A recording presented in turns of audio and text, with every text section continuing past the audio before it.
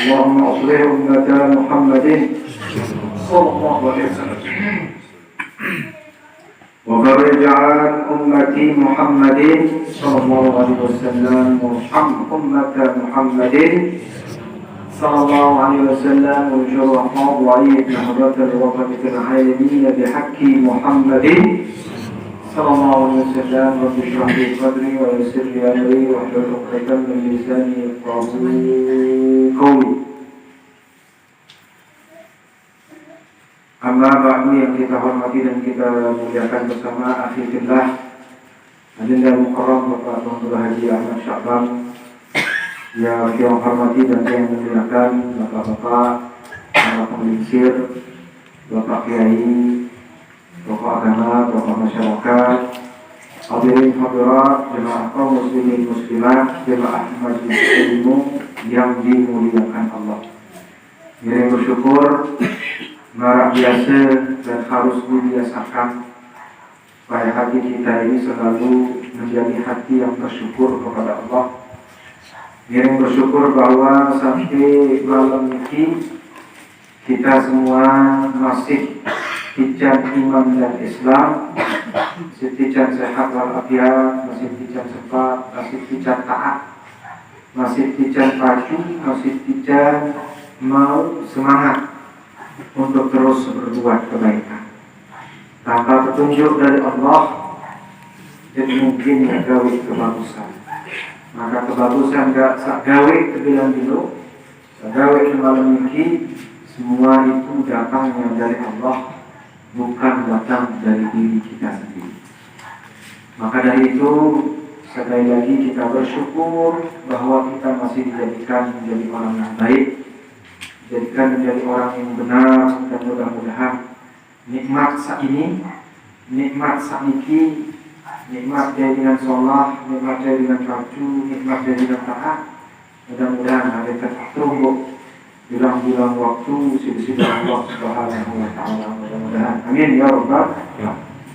Alhamdulillah, kita juga bersyukur bahwa kita masih diberikan umur yang panjang sehingga bertemu dengan bulan yang mulia, bulan Syawal, tempat kita mendekatkan diri kepada Allah melalui Nabi besar kita Nabi Muhammad,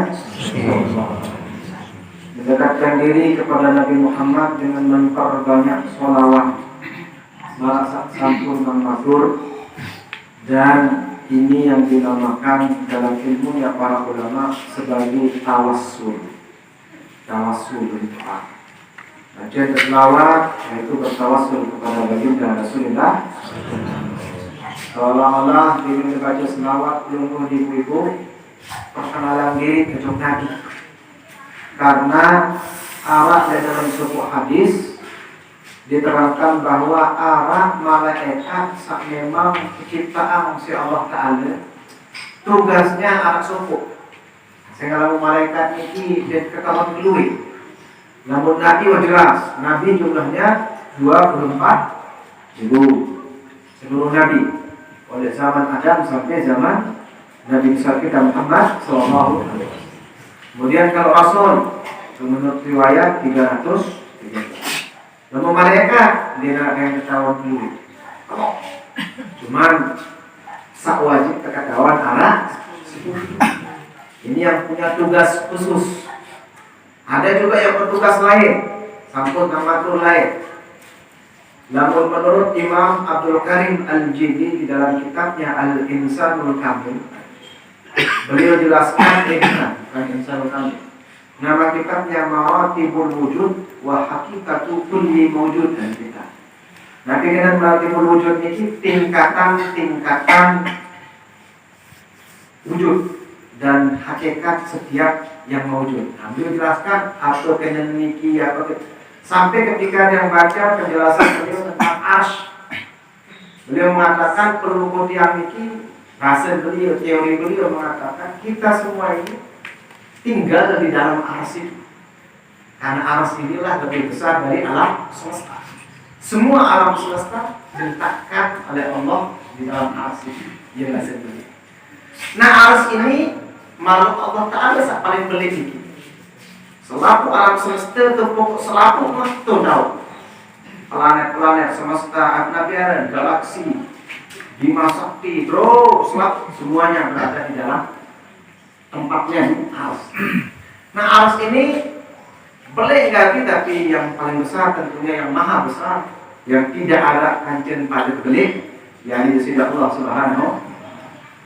Nah, Ars ini tepunggu, ada yang tunggu. Yang tunggu ini menurut Al-Quran ada 8 jenis malaikat. Ini yang disebutkan dalam ayat yang mengatakan wa yahmilu arsya rabbika yawma idzin tamaniyah balik. Dan yang memikul ars Tuhan hina idzin pada hari itu, pada hari kiamat maksudnya. Ya hari ini juga sebenarnya. Hina idzin tamaniyah ada 8 baru malaikat. Nah, baru ini tugasnya enggak beroni oleh seciptaan sampai makin enggak turun. Jadi ponggo ars doang. Menapi jadi wih, kampung kuat kalau ponggo ars kecembaran panto. Kamu sudah kan dia sanggup. Coba ponggo inak terdoang makin panto. Setahun sanggup ya. Setahun di ponggo itu nih. Sanggup kan deh. Belum ponggo senina bisa sanggup. Setahun. Begitu ya. Kok bisa kuat sekali? Oh katanya menurut para ulama wiritannya itu kebanyakan adalah tasbih. Subhanallah, subhanallah. Dia jadi wirid yang kuat gitu. Nah, ada malaikat yang diciptakan oleh Allah dari bekas air wudhu pelunggu. Selesai wudhu, nitik, itu diciptakan darinya malaikat. Tugasnya apa? Begitu dia ciptakan, tugasnya hanya berdoa. Ya Allah, ampunilah si fulan, si fulan, si fulan. Namun Pak Anto wudhu, jadi nitik. Anak-anak wudhu lagi jadi malaikat berdoa, ya Allah ampun Pak Anto nih kayu kecuali wudhu lagi. Tugas setiap kita. Nah, ada yang malaikat tugasnya itu hanya menyampaikan selawat saja. Begitu pelunggu selawat diciptakan malaikat oleh Allah Subhanahu wa taala, tugasnya menyampaikan selawat ini kepada Nabi Muhammad sallallahu alaihi wasallam. Langsung melapor untuk Nabi, ya Muhammad, seolah-olah seperti itu. Tidak persis seperti ini, baru kira-kira seperti ini. Yang Muhammad disebutkan nama pelunggu disebut. Nama paku disebut. Pak Anto bin Haji Mustiadi bin Haji Said. Disebut mengucapkan selawat kepada ini kepada Nabi pesan Nabi. Kalau pelunggu mengucapkan salam, dibalas salamnya oleh Rasulullah. Assalamualaikum ya Rasulullah. Kesampaian si malaikat, ya Rasulullah, Pak Anto sebut namanya, disebut ada nama Nina, ada Taufik, mengucapkan salam kepada. Dijawab salam itu oleh baginda Rasulullah. Semakin banyak selawat yang kita baca, semakin dikenal kita oleh baginda Rasulullah. Bilang baca selawat, bilang dalam laporan. Kayak 100, 200. Begitu ada banyak baca selawat, banyak laporan masuk pada baginda Rasulullah, maka pelunggu dicintai oleh baginda Rasulullah. Meskipun beliau di dalam kuburnya, di dalam alam yang berbeda, tetapi kan al-anbiya itu, para nabi itu ahya di kubur ini. Beliau-beliau ini, nabi-nabi ini hidup di dalam kuburnya mereka. Di mana ini termati, terjadi emok, tersiksa. Itu kita kan. Kalau para nabi tidak, sampai bebas. Jadi tidak ada bedanya antara mati dengan hidup. Itu para nabi. Jadi begitu laporan masuk, banyak baca selawat, maka pelunggu dicintai oleh baginda Rasulullah. Kalau pelunggu sudah dicintai oleh baginda Rasulullah, maka Nabi akan mengajak pelunggu akan dikenalkan kepada Allah Subhanahu. Kalau sudah dikenalkan kepada Allah Subhanahu wa taala, Allah pun menjadi cinta. Kenapa Allah cinta? Karena saking cintanya Allah kepada Nabi Muhammad. Ketika nama pelunggu disebut oleh baginda Rasulullah, ya Allah, ini hambamu namanya Pak Anto. Dia cinta baca pelunggu. Kemudian Allah cinta karena cintanya Nabi Muhammad kepada pelunggu. Akhirnya dibukakan hijab pelunggu. Suku segala macam rahasia. Nah, inilah rahasianya para aulia. Nah, ini yang dilakukan oleh para aulia. Nah, seandainya pelunggu baca selawat rutin saja, siu dalam bilang malam, coba pada 2 bulan, Banyak rahasia-rahasia Allah ada terbuka. Kalau tidak terbuka sampai hari ini, oh berarti tidak istiqomah. Atau undian tidak kali dengan salat. Dia doa, kadang-kadang begitu. Baca selawat hanya pas sholat saja. Lalu alhamdulillah masih mending ketimbang nggak baca selawat sama sekali. Nah inilah begitu Rasulullah Shallallahu Alaihi Wasallam. Mudah-mudahan kita semua telah mendapatkan syafaat dari beliau, dan bulan Sya'ban ini adalah bulan untuk mendekatkan diri kepada beliau supaya kita dibukakan hijab oleh Allah Subhanahu Wa Taala. Karena kenikmatan yang paling tinggi adalah ketika pelungguh beribadah kepada Allah, kemudian ibadah kita tanpa hijab. Inilah hijab. Kenapa pelungguh tidak bisa melihat jin? Karena ada hijab yang menutup mata kita. Kenapa pelungguh tidak bisa melihat malaikat? Karena ada hijab yang menutup mata kita, pandangan batin, pandangan zahir. Kenapa kita tidak bisa? Kalau semua sudah hijab ini dibuka oleh Allah, semuanya kelihatan. Yang tidak bisa kita lihat hanya satu, zatnya, zat yang tidak bisa kita lihat, karena yang dialah yang gaib sejati, yakni Gusti Allah Subhanahu tahu. Kenapa? Zatnya tidak mungkin Anda lihat. Cahayanya mungkin, tapi zatnya jadi mungkin. Maka satu-satunya cara melihat Allah itu hanya dengan hati kita. Tapi tidak bisa melihat Allah dengan hati kalau hati kita ini penuh dengan penyakit, penuh dengan kotoran, penuh dengan najis. Maka bersucilah kita sebagaimana yang dia sampaikan pada pertemuan sebelumnya. Maka kita kemudian dianjurkan bersuci dalam 4 tahapannya. Masih ingat 4 tahapan bersuci Pak? Toharoh pertama dan kedua. Toharoh jasadiyah, toharoh qalbiyah, toharoh ruhiyah, dan toharoh sir. Bersuci badan, bersuci hati, bersuci roh, dan bersuci sir. Nah, pada tingkatan itu kemudian insya Allah maka kita akan berhadapan dengan Allah, bermusyahadah dengan Allah Subhanahu wa Ta'ala. Oke, makin malam ini kita lanjutkan kajian kita pada adab sholat kita mulai baca.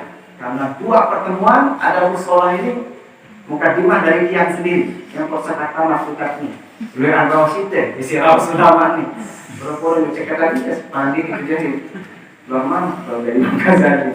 Kita baca saja adab sholat.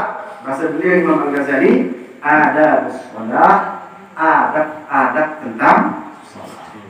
Beliau berkata, فَإِذَا فَرَغْتَ مِنْ طَهَارَةِ الْحَدَثِ وَطَهَارَةِ الْخَبَثِ فِي الْبَدَنِ وَالثِّيَابِ وَالْمَكَنِ وَمِنْ سِتْرِ الْعَوْرَةِ مِنَ السُّرَّةِ إِلَى الرُّكْبَةِ fastaqbilil kiblata.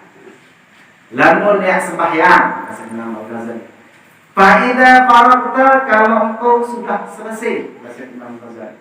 Min toharatil hadathi, dari toharah, sudah selesai bertoharah.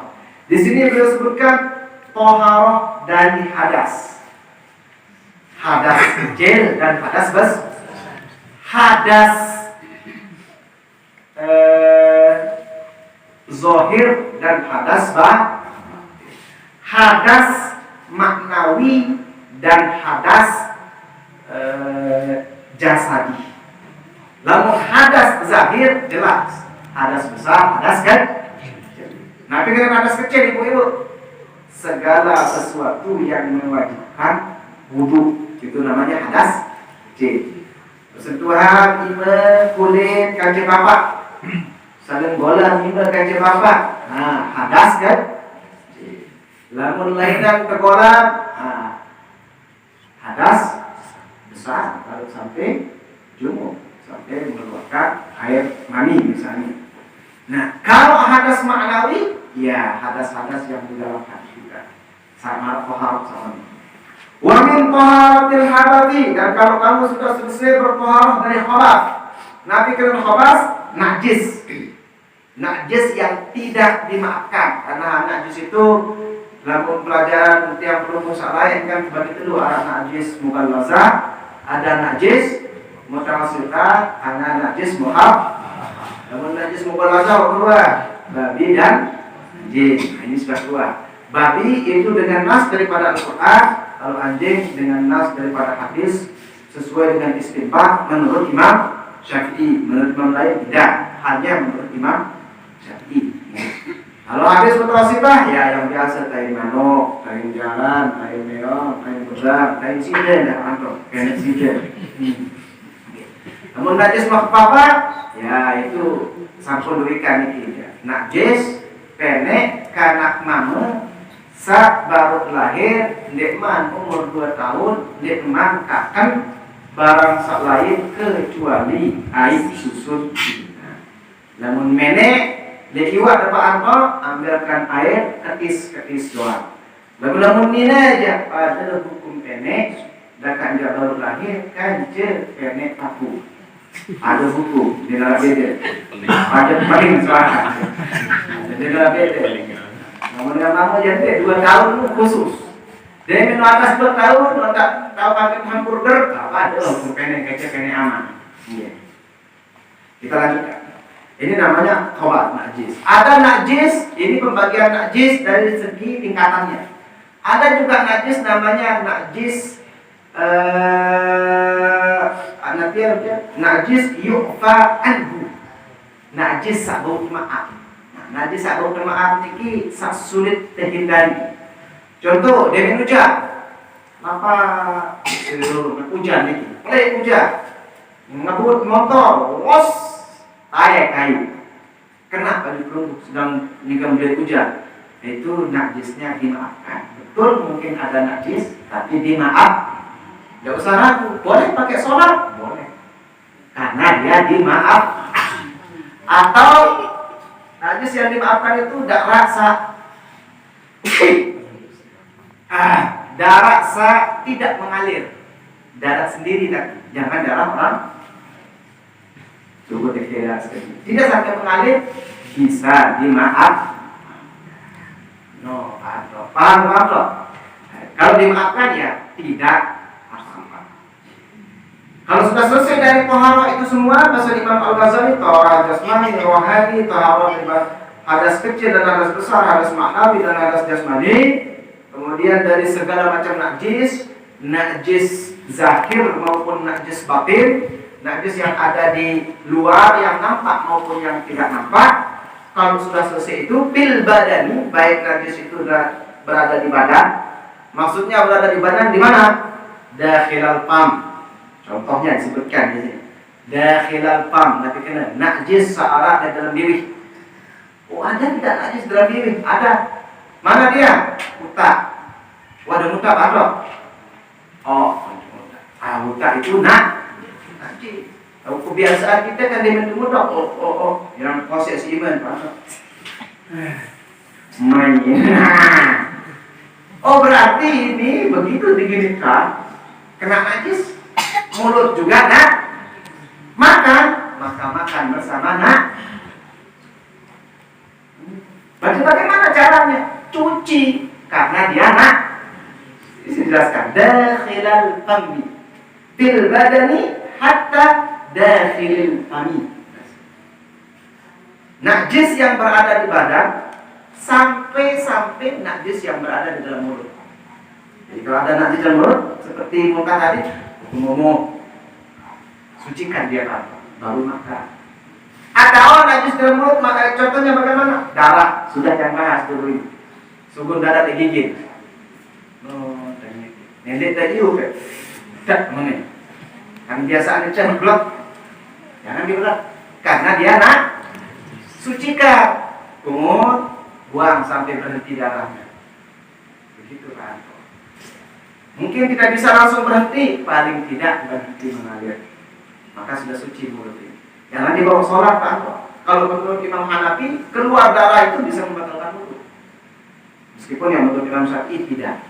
Tapi yang jelas, kalau keluar darah di mulut Anda, di mulut yang buruk, maka itu adalah najis yang harus dibuang, disucikan. Wal ampi, apa maksudnya ampi? Hidung. Jadi kalau ada darah dalam hidung, bersihkan juga. Kalau kan darah dengan kulit pinggangnya kan, dia nggak suhu darah apa? Kalau keluar darah itu sucikan. tidak cukup Anda mengatakan ini ada tisu, tidak cukup, sedangkan di dalamnya masih ada. Makanya disucikan pakai air itu ketika berwudu. Ya guna sama. Ya. Nah, wal aini, begitu juga dengan mata. Kalau ada najis di mata, berarti kan bagaimana najis ini ada di mata?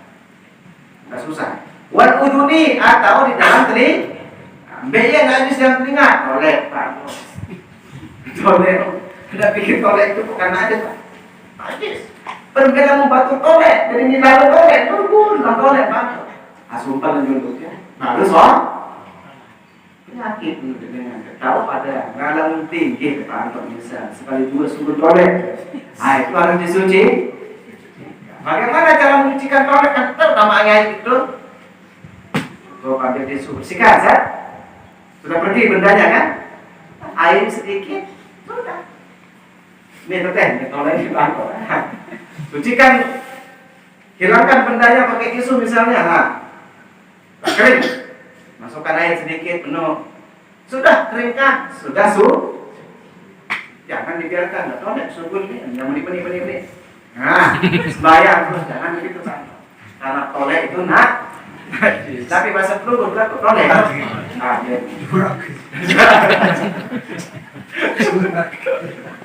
Tolek itu ketok mana? Itu kan tolek itu bagian daripada nanah. Nanah itu najis. Karena nanti kita buatkan catatan kalau bisa. 20 najis atau 20 yang buatkan nanti. Oke, video ini kan. Nanti dikasih patut saja itu ada 20 jenis najis yang disebutkan. Nah itulah banyaknya najis. Itu saja ada 20. Dan selain daripada itu tidak najis. Hati. Dan bisa kita ketahui itu kalau tidak masuk dalam 20 itu maka bukan Nah, ini contoh yang disebutkan oleh Syekh Nawawi Al-Banjani di dalam syarahnya terhadap kitab Bidayatul Hidayah Imam Al-Ghazali mengenai najis di badan. Wattiyabi, dan suci dari najis di pakaian. Nah, seperti yang sudah kita bahas dulu, suci badan, suci pakaian. Wal makan, suci tempat. Wa min sitril awrati minas surrati ila rukbati, sudah menutup aurat dari pusat sampai dengkul. Nah, ini laki-laki itu boleh ibu saya tunjukkan. Ini bukan aurat, siapa jadi jangan dipikir harus menutup sampai bawah. Kelihatan saja dengkul ini boleh. Ini boleh dibawa sholat, tidak boleh. Ada di sini. Nah, ini kita cuma manfaat. Jadi berkereng kan atas satu. Tapi boleh kan dibawa sholat, boleh. Kalau ada orang pakai celana pendek sampai sini, itu masih boleh dibawa sholat. Jadi tidak mesti di bawah dengkul. Persis di dengkul juga masih bisa. Ini menurut Imam mazhab Abu Abdullah Muhammad bin Idris Asy-Syafi'i atau Imam. Kalau sudah semua itu selesai, maka bahasa beliau ini adabnya bahasa beliau. Fastaqbilil kiblata ay bi sadrika. Hendaknya engkau menghadap kiblat. Bukan biasa tidak ini. Hendaklah engkau menghadap kiblat. Bi sadrika, menghadap kiblat itu menggunakan dada. Jadi yang menghadap kiblat itu dada. Sudah kita bahas dulu ini. Sesuai dengan alur kitabnya ya, tidak apa-apa yang ulang lagi. Jadi yang menghadap kiblat ibu-ibu bukan wajah. Wajah kalau dia tidak menghadap kiblat tuh Anda masih sah sholatnya. Allahu Akbar. Ini menghadap kiblat. Kiblat mana? Sana lihatnya. Ya sudah. Dadanya menghadap kiblat. Kalau wajahnya tidak mesti menghadap kiblat. Boleh hadap sana, boleh. Hadap situ, boleh. Lalu sudah dia kurung. Bayar Bapak. Cocok. Kalau dia tahu hukum ini, kemudian dia praktek untuk main-main, batal sholatnya. Bawa nanti batalan sembahyang niatan kiri kanan. Nanti kau memang tujuannya apa? Main Kalau tujuannya main-main, maka istihza'an bil hukmi, maka dia batal sholatnya karena dia menghina hukum. Kecuali terpaksa. Oh, Bang. Takutnya baik kandung bisa meong. Dia ngomong nggak meong. Masih bisa itu. Timbang kesini semangat dan ingat enggak pindah ke ski goreng. Kayak film itu. Tidak apa-apa. Jadi, tapi ketika dia sampaikan tidak apa-apa, bukan berarti harus dilakukan. Jangan dilakukan karena bukan adab. Karena menghadap gini, meskipun tidak membatalkan sholat, iltifat namanya ini. Yang penting adanya tetap. Ini tidak membatalkan sholat, tapi jangan dilakukan karena itu hukumnya makruh. Tapi tidak sampai membatalkan sholat. Paham juga ibu? Kalau goyang-goyang dadanya, begini caranya. Oh, itu batal sholatnya. Oh, ini khusus lalu simpalanti. Berarti tidak menghadap kiblat itu. Kiri kanan membatalkan sholat. Oke. Fastaqbil kiblata ainil atau ainaha mutlaqan fil qurbi yakinan fil bu'di. Mutlaqan fil qurbi yakinan wa fil bu'di dhannan. Nah, yang lagi. Menghadap kiblat itu ada dua jenis. Menghadap kiblat ini jasmani, ini menghadap kiblat ada dua jenis. Fil qurbi yakinan. Kalau perlu dekat dengan kiblat, dalam arti sholatnya di Masjidil Haram, harus yakin 100% seandang mungkin Ka'bah sekitar. Kalau tidak sekitar, ya bau udah terkira memang dia Anda. Kalau di dekat Masjidil Haram, kalau jauh, zonan. Nanti dengan zonan perkiraan saja. Ya kalau terhadap ini, dia bukan apa. Kapal malu kan dia tahu ni. Sila saya jamin seandang ini langsung tebang di Pak Kawah. Belum tentu, tidak bisa. Tapi zonan, ya perkiraan adik-adik kita. Nah, tapi sekarang di Kementerian Agama itu yang mulai canggih. Ada alat untuk persis. Meskipun itu tidak mesti begitu. Tapi kalau bisa dilakukan lebih baik. Tapi tidak mesti wajib sampai rubah pandang masjid segala macam. Nah, itu tidak mesti. Yang penting zona dari jauh sudah perkiraannya ini sudah. Itu apa? Persisnya ya ketahuan. Tidak perlu mereka datang mengatakan. Jadi petang benar dari masjid datang ke apa kan tahu antum. Dulu sudah dari dulu nggak bisa. Kalau mau benar-benar lurus harus wali itu tidak kaji. Masjid-masjid para wali itu dia yang kecok itu sekarang tak apa deh nimba. Kan lain ilmu juga. Nah, masjid dari Korea saya ni. Masjid dari Korea ni lain tapi naik kiblat ada kiblat ni almarhum Tuan Guru Haji lalu Muhammad Soleh. Apa yang kita kenal dengan nama Tuan Guru Hidayatul Rokan yang makamnya di makam Jatai. Dia cerita yang pas sampai maghrib dia tuh gangguan mimbar ni kalau saya dah memang pulang benar. Maka tidak diperbaiki, hanya dengan cat-cat, dengan lapet-lapet di semen. Nah, itu tempe ceritanya, beliau langsung menunjuk dulu dan orang yang melihat itu langsung kelihatan apa kesulitannya. Nah, kalau makin pada belum kelihatan, kelihatan sudah hotel tuan. Ini kita hotel lah, kita terus kita apa? Nah, kira-kira begitu ya. Jadi ia kira dua zona. Jadi bahasa beliau.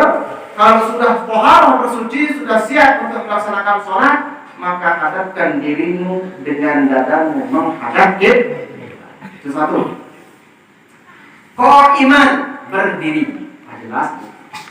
Qaiman bil i'timadi 'ala qadamain. Muzawijan baina qadamaika. Ini sudah kita sampaikan semua sebenarnya ini. Cuma dia kita ulang lagi karena kitabnya mengatakan begitu. Berdiri menghadap kiblat muzawijan baina qadamaika. Nabi kena muzawijan ja'ilan lahuma musamitan la tataqaddamu ihdahuma 'alal ukhra. Menghadap kiblat hendaknya Berdiri, kemudian kaki itu persis sama. Ini laki-laki maksudnya. Persis sama, la tataqaddamu ihdahuma 'ala al-ukhra. Yang satu tidak mendahului yang lain. Jangan begini, benar. Kalau begini orang sholat sah atau tidak? Selama dia menghadap kiblat sah, tapi bukan adat.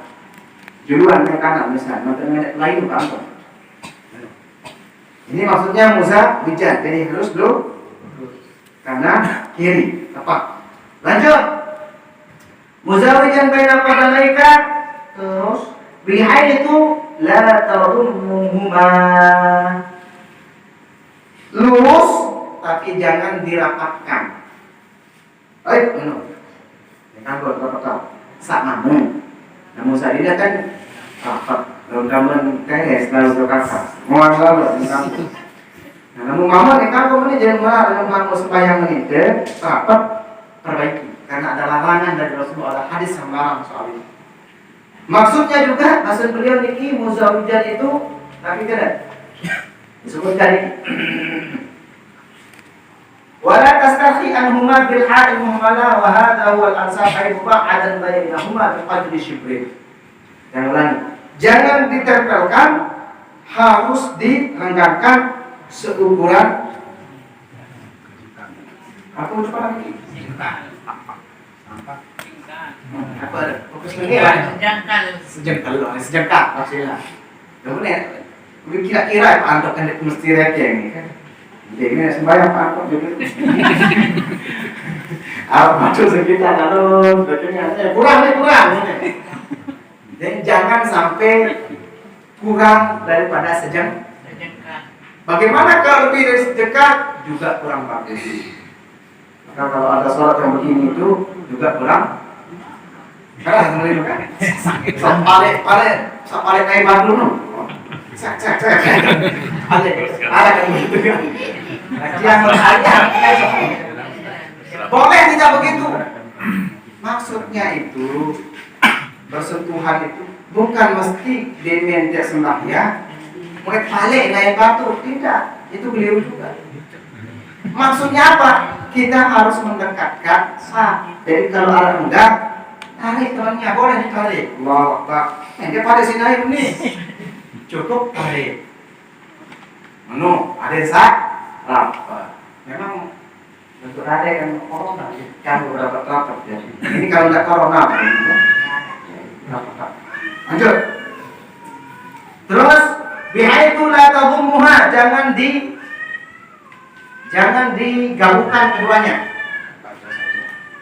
Kemudian waqadna Rasulullah SAW al-sufni wa sabri fi sholati fa sabtu wa qiranul qadamaini ma'an wa sufnu wa rafu ihda ar-rijlain. Bahwasanya ada larangan dari Rasulullah SAW disebutkan oleh Syekh Nawawi Al-Badri. Larangan di dalam sholat ketika berdiri dilarang sendiri oleh Rasulullah SAW dari iqtiranul qadamaini ma'an, menyatukan kedua kaki. Ini dilarang oleh Nabi untuk yang laki-laki. Wa rafu ihdar rijlaini. Yang kedua dilarang juga menegakkan satu kaki dan melengkungkan kaki yang lain. Ini larangannya tegas. Benar. Jadi dilarang oleh Nabi gabungkan keduanya, atau dilarang oleh Nabi begini tapi meluruskan yang satu dan membengkokkan yang lain. Barang ini, no. Ini kan ini lurus, ini enggak lurus. Dengan pangkal itu berubah. Bismillahirrahmanirrahim. Bukan bagian daripada sah sholatnya sah, tapi adatnya tidak ada. Ingat, sampun dan matur lain. Adat ini penting di dalam Islam, bahkan lebih penting daripada ilmu. Sebagaimana yang dikatakan oleh guru kami, sampun sampai yang lain. Al-akhlaqu qablan akhlak lebih utama daripada ilmu. Terkadang adat itu lebih utama daripada mematuhi perintah guru. Adat. Beri contoh. Nah, ini contohnya. Contohnya begini. Adat itu lebih utama daripada mentaati perintah. Bukan perintah Allah maksudnya. Kalau perintah Allah jelas. Perintah yang bukan wajib. Ini diambil oleh para ulama ketika terjadi perjanjian Hudaybiyah. Ketika dalam perjanjian Hudaybiyah ada. Kalau dalam perjanjian Hudaybiyah tahun ke-6 Hijriah. Di tahun ke-6 Hijriah Nabi itu datang umroh ke kota Mekah, berkemah di sebuah daerah di dekat pintu kota Mekah, di daerah namanya Hudaybiyah. Kemudian diutus sahabat untuk negosiasi dengan penduduk Mekah, minta izin masuk untuk umroh. Tapi kemudian datang mereka bicara di sana, buatlah perjanjian Hudaybiyah. Di situ di perjanjian Hudaybiyah itu ditulis begini. Ini adalah perjanjian antara Quraisy, antara Nabi Muhammad SAW dengan Quraisy. Disebut di sana Nabi Muhammad. Orang kafir Quraisy mengatakan begini, jangan bilang Nabi. Jadi Bismillah dulu, Bismillahirrahmanirrahim itu salah, jangan salah. Kemudian disebut ini perjanjian Nabi Muhammad dengan orang kafir, orang Quraisy. Jadi dengan orang kafir, dengan orang. Apa kata-kata orang Quraisy? Jangan sebut Nabi. Kalau Anda sebut Nabi di perjanjian itu berarti saya mengakui jadi Nabi. Kalau saya mengakui jadi Nabi, tidak akan saya ikat. Kamu tidak mengakui jadi Nabi, jangan tulis jadi Nabi di perjanjian itu. Kemudian Nabi mengatakan, Ali hapus dia, hapus. Tulisan beda. Nah, ini dengan tidak ya Rasulullah. Loh, hapus Ali? Tidak ya Rasulullah, karena engkau memang Nabi. Ada di bahasa Arab. Dipani hapus kata-kata Nabi Muhammad. Karena adatnya memang harus ditulis Nabi Muhammad. Disuruh hapus sama Muhammad, hapus ya Ali. Demi akhirnya Nabi sendiri yang menghapus namanya, menghapus kata-kata Nabi. Jangan ada Nabi. Cukup perjanjian antara Muhammad dan Quraisy. Selesai perjanjian itu, banyak orang yang protes, termasuk Sayyidina Umar itu protes. Karena perjanjian biasa, dan ini gambaran kepada kita, kamu menjadi pemimpin, ya begitu. Ada yang tidak setuju dengan keputusan kita, mesti biasa. Tapi ya resiko menjadi pemimpin itu begitu. Ambil saja kalau memang itu benar. Ambil saja. Kalau ada yang tidak puas dengan keputusan kita sebagai orang pemimpin, seorang pemimpin, itu biasa. Jangankan kita, Nabi saja jadi pemimpin, ada yang tidak puas. Sayyidina Umar kami mengatakan, ini perjanjian ini merugikan kita. Tapi Rasulullah diam saja. Nanti Allah akan memberikan hikmah yang lain. Nah, itu caranya baginda Rasulullah Sallallahu Alaihi Wasallam. Jadi beliau ya, memaklumi semua sahabatnya. Beliau tidak pernah memaksakan kehendaknya pada para sahabat juga. Kecuali yang memang wajib. Contoh, sholat 5 waktu wajib. Wajib dikerjakan. Tapi kalau di luar yang wajib, di luar yang fardu ain, beliau tidak pernah memaksakan sahabat. Beliau ini mutlak hati. Maklum, enggak ada batu kita. Awan mulai dari dunia. Bahkan ketika haji, ibu-ibu, Nabi SAW ketika haji, berapa banyak orang yang melapor kepada beliau. Ya Rasulullah, saya begini. Itu adalah hal. Kamu ya baik. Ada datang melapor begini, ya Rasulullah, dia melontar jumlah dulu yang lalu kami. Jangan tawaf, ifadah. Itu adalah hal. Kamu ya baik, dia berdosa. Ada datang sekian, ya Rasulullah, yang depan melontar jumlah. Tawaf dulu. Itu adalah kamu ya, tidak masalah dosa. Rasanya melontar jumlah, di depan melontaranmu. Jangan melontar tanggal sekian, tanggal 12. Di mana melontar tanggal sekian, tanggal 11, tanggal 12. Itu adalah kamu ya, sebetulnya. Ini beliau sangat memaklumi para sahabat. Ini kalau dalam haji itu tidak ada istilah tertib. Tidak ada istilah tertib haji nih ibu. Jadi mantan dulu datang tertib. Tahu sejuruk naik dulu. Untuk besok, mereka besok iman, besok murah bisa, mereka besok muat, besok otak. Begini harus tertib itu wudu. Kalau haji menurut mazhab Imam Abu Abdullah Muhammad bin Idris Syafi'i, dia tidak tertib, enggak tertib. Pasang, nanti ada niat kecil wuku, selesai wuku belum Melen terlalu tawaf kanggo, melen terlalu nonton jurang juru kanggo, tawaf masih bau. Nah, ini pengalaman lagi. Jadi ini gambaran bagaimana Rasulullah ketika sudah semakin sulit, beliau mengeluarkan ilmu-ilmu untuk memaklumi para sahabat. Nah, ini pelajaran untuk kita ibu-ibu dalam bermasyarakat, melen untuk maklum. Atur raos maklumi ya kan? Oh dia tahu.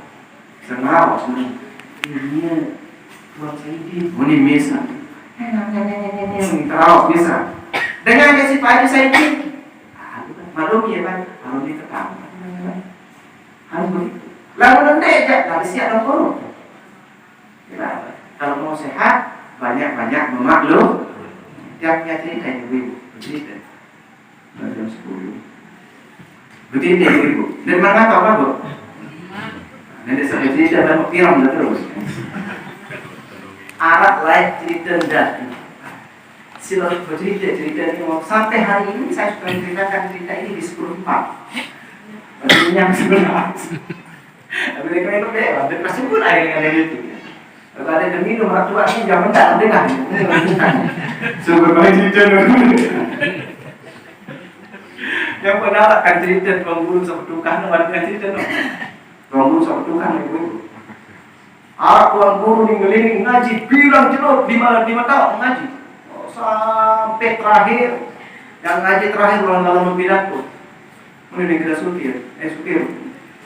Ini kamu begitu kan ngaji nih. Dek, ngaji terakhir ini. Tahu dia jemput nih. Cuma asal dia dengan kita. Hari sudah material. Begitu ya. Kalau sudah kadu. Nah ini jubah nih, sudah kadu ini kita supir. Apa kamu pidato? Pokok pidato sampai ngayon itu sampai apa sama itu ya? Akhir pihak lalu supir nanti silang. Ini ada dia tuan guru. Dia kadu sorban jubah, pelik sorban sejadah air apa? Dia tak kasih. Mau tuan guru nyupir jadi kan blacklist. Dia minta sampai lah kasih pengajian langsung sambut. Sakadu juga sambut. Dia mungkin sakadu lagi. Oh, ngaji ceramah pengaji luar biasa ceramah. Apa nih ceramah tuan guru 10 kali juga. Ini sukses pengajian lah cuma anak kaki lunasan tuan guru. Agak silap tadi tukang. Berhenti hukum namun ini tanya. Mungkin ini kalau hakkat, sampai gampang. Dan perlu dia jawab, supir jawab. Ada supir itu tuan guru. Oh ini angkat supir selesai penjelasan berdalil supir tidak tuan guru. Minta dong dia mak, Masya Allah tuan guru. Supir doang ini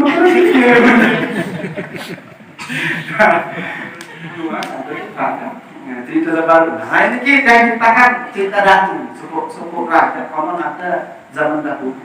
Ada seorang raja yang sakit. Raja ini mendapatkan penyakit yang sangat aneh. Ini sehat. Dokter berapa banyak dokter yang datang mengobati tidak bisa sehat.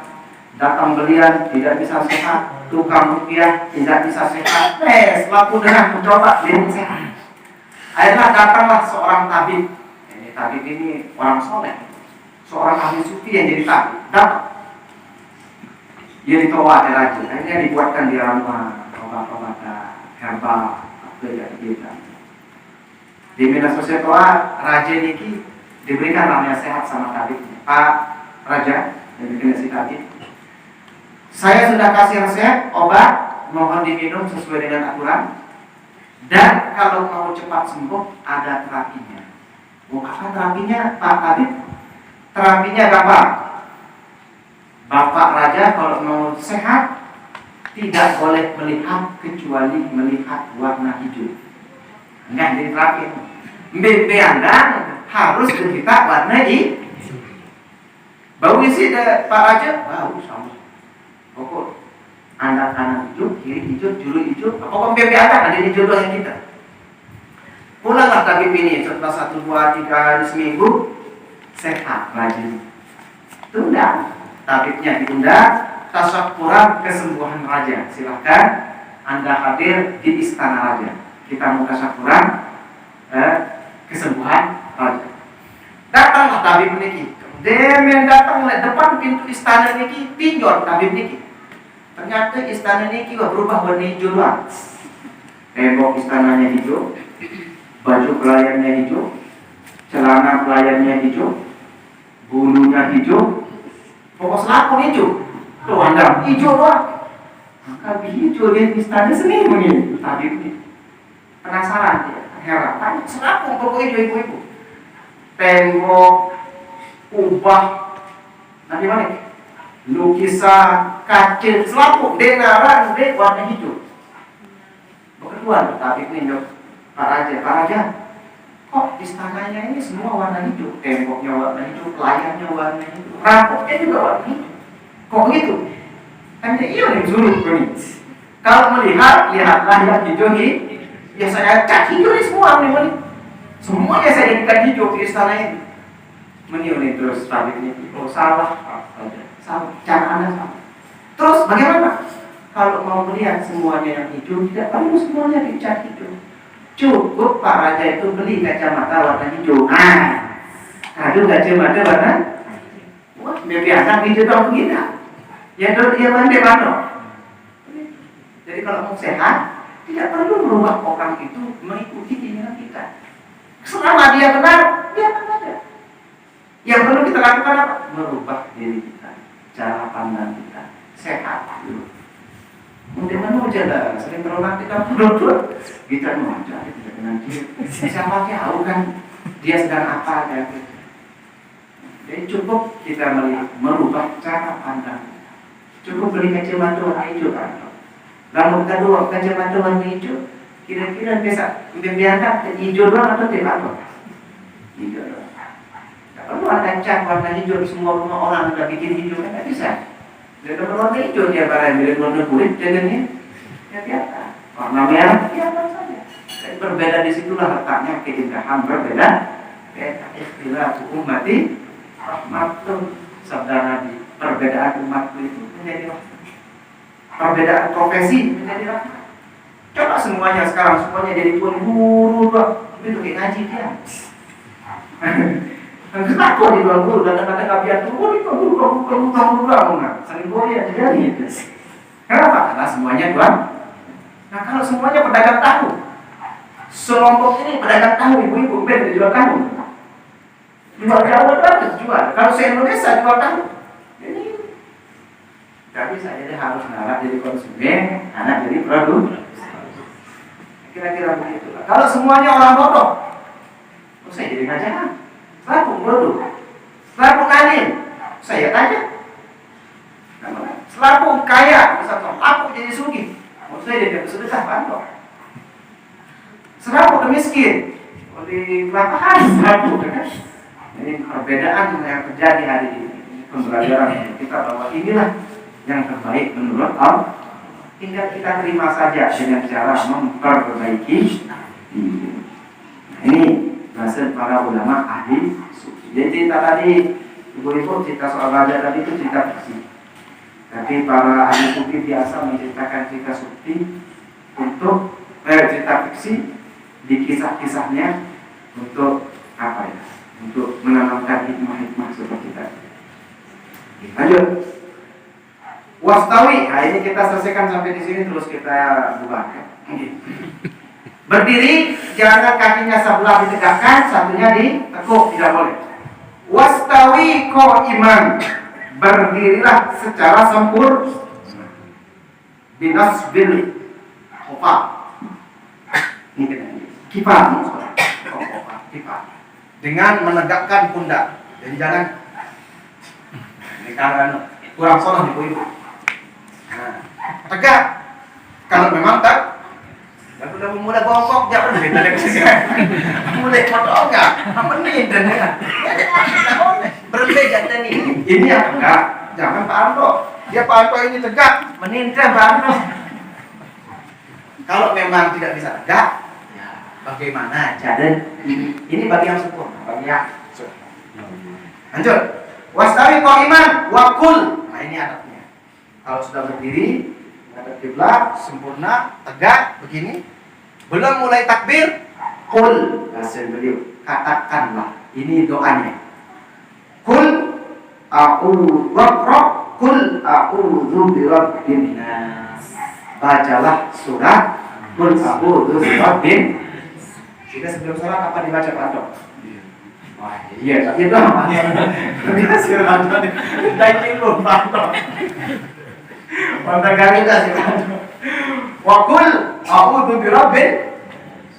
Ada bacaan yang lain yang disebutkan oleh Sayyid Bakri dalam kitabnya I'anatul Talibin, cara daripada Fathul Mu'in yang ditulis oleh Syekh Jainuddin Al-Maribani. Ada katanya yang mengatakan begini, doa.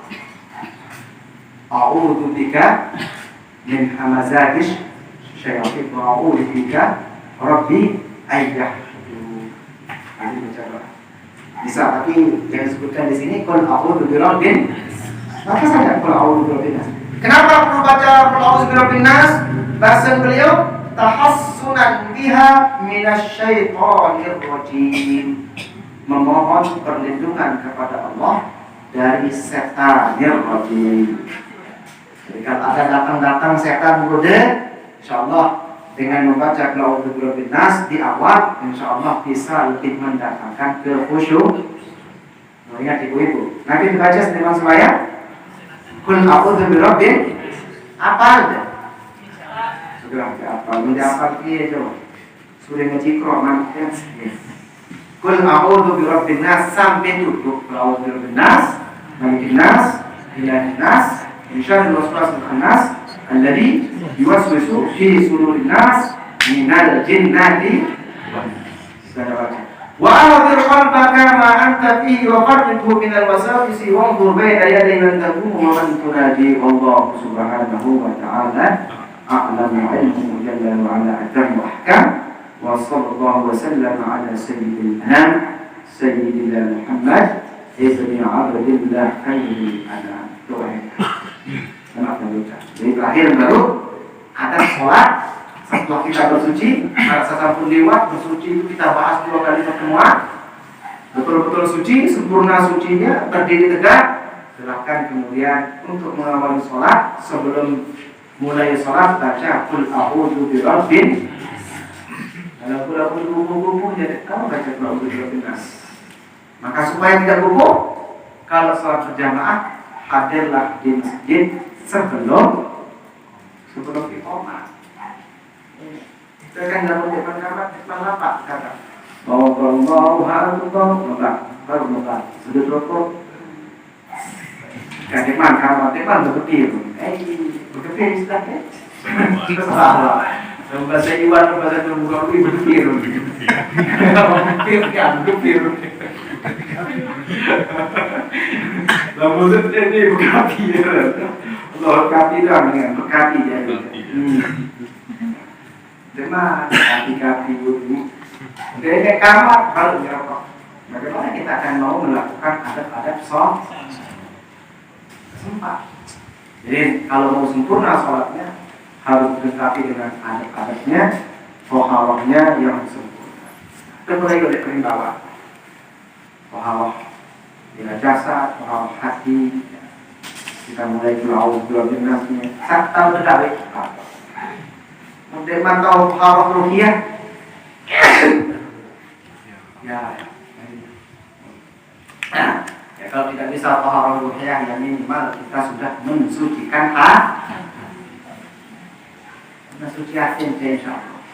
Nah, jasmani rohani sudah hilang, insyaallah. Baca qul a'udzu birabbin nas, insyaallah salat kita menjadi khusyuk. Ingat diri, ingat sembahyang. Enggak, ini kunci di ibu dia sembahyang, belum ingat diri, ingat sembahyang. Kalau kami dapat ini khusyuk, saya nggak bisa lupa diri ingat sembahyang. Tuh, tahun itu matematika, itu mati laut. Tenang betul, pikiran tenang. Oh, sejarah mereka tuh. Bulan ini berlaku semuanya ini semuanya juga. Tapi semuanya hitung ke bagi dengan saya. Itu yang menyebabkan tidak karena dia lupa sedang sholat. Langkah pertama untuk khusyuk baca qul a'udzu birabbin nas setelah toharohnya sempurna. Yang kedua, ingat Anda sedang sholat. Jangan lupakan bahwa belum sedang dalam kondisi sholat. Minimal itu. Nanti khusyuknya sedikit demi sedikit datang sampai kemudian sampai pada puncak khusyuk itu. Puncak khusyuk itu apa? Berzikir kepada Allah dalam hakikat berzikir. Bukan berzikir sekedar menyebut nama, sekedar menyebut sifat, tapi berzikir betul-betul berzikir kepada Allah. Karena puncak sholat itu adalah aqimis sholata lidzikri. Dirikan sholat untuk mengingat aku dengan Allah. Kalau kita mengingat Allah, unkuruni azkurkum. Kalau engkau mengingat aku pun ingat sama aku. Nah, sekarang bagaimana kita ingat kepada Allah? Apakah kita ingat Allah, atau ingat namanya saja, atau ingat huruf-hurufnya saja? Kalau hanya bisa mengingat namanya, Allahu Akbar, tergambar namanya Allah, tulisan, nah itu masih mending. Ketimbang ingat ajin sembuh, ketimbang ingat ajin kambuh, timbang ingat ajin sebiasa terus tarik, atau ketimbang ingat ajin kedele dia tarik diri Allahu Akbar, enggak tarik diri. Daripada itu kan lebih baik mengingat namanya Allah ya tidak, masih mending, ya, itu masih boleh. Ini ibu-ibu, mudah-mudahan apa yang sampaikan malam ini sudah jam 10 lebih, mudah-mudahan apa yang saya sampaikan mudah-mudahan meningkatkan kualitas ibadah kita kepada Allah. Karena sejatinya terus hari demi hari kita selalu berupaya untuk dekat kepada Allah. Kalau kita meninggalkan upaya dekat kepada Allah, berarti kita sudah meninggalkan mujahadah, usaha kita untuk menuju Allah. Sedangkan usaha kita untuk dapat makan begitu keras, sampai bani tendir kinduk, bani tendir mangan, bani itu jeruk. Gara-gara apa? Usaha untuk dapat makan, untuk dapat enak di dunia, tinggal tempat tinggalnya bagus, makannya bagus, istrinya bagus, anak-anaknya bagus. Usaha bani tendir izin. Nah ini untuk kita mendapatkan apa? Hidup yang bagus, tempat yang bagus selama-lamanya kelak di sisi Allah. Ini harus terus diupayakan. Jadi jangan hanya mengejar karir saja di dunia, tapi yang lebih utama kejar karir di akhirat. Jangan berniat, oh saya mau jadi kepala seksi di kantor ini. Boleh itu atau tidak? Sangat boleh dan silahkan. Tapi jangan lupa kejar juga kedudukan Anda di sisi Allah. Ini kepala seksi dong jadi. Coba berniat sekali-kali Pak Anto jadi kepala seksi, lemak besok jadi tukang kapling batu, sudah tahu. Jadi tukang antum, jadi kepala suku di surga Pak Anto, kan keren. Jangan hanya mau jadi anggota ketua RT misalnya di dunia. Carilah kedudukan yang lebih utama, yakni kedudukan yang paling tinggi di sisi. Caranya bagaimana? Memperbaiki diri, memperbaiki sholat, memperbanyak zikir, memperbanyak sholat. Mudah-mudahan bermanfaat. Sekian dan demikianlah. Allahumma fiqhal hadi ila sabil rasyad. Assalamualaikum warahmatullahi wabarakatuh.